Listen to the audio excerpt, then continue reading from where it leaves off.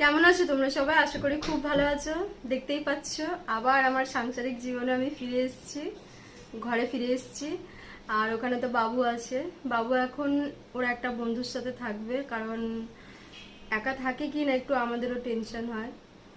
আর নিজের সংসারই তো বটে, তাই না? ওটা আমার সংসার মোটেও না, এটাই সংসার। যেখানে স্বামী থাকবে সেখানেই সংসার, তাই না বলো? আজকে দেখো সুন্দরভাবে সাজুগুজু করে রান্না বান্না করেছি তোমাদের রামদার জন্য।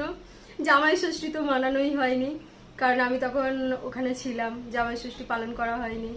তো ছোট ছোট করে পালন করার চেষ্টা করছি। যা গরমের হাল, জামাই আগে পালাই পালাই করবে, খাওয়ার তো দূরের কথা। কিন্তু এই জামাইকে একটু একটু করে খাওয়াতে হবে। দোষের মধ্যে এখানে মিষ্টি দইটা অতটা পাওয়া যায় না, মিষ্টি দইটা হলে জমে যেত। কিন্তু আজকে তা বলে আজকে আমি জামাই ষষ্ঠী পালন করছি না, জাস্ট তোমাদের বলছি আর কি। আই হোপ নেক্সট ভিডিওতে হতে পারে। আমি ওখানে গেছিলাম, তোমরা বিশ্বাস করতে পারবে না, লিচু খাওয়ার জন্য আমি পাগল, লিচু পাই না। জাম খাওয়ার জন্য পাগল, জাম পাই না। আর আজকে সকালবেলা এখানে এসে আমি লিচু জাম আনতে গেছিলাম বাজারে।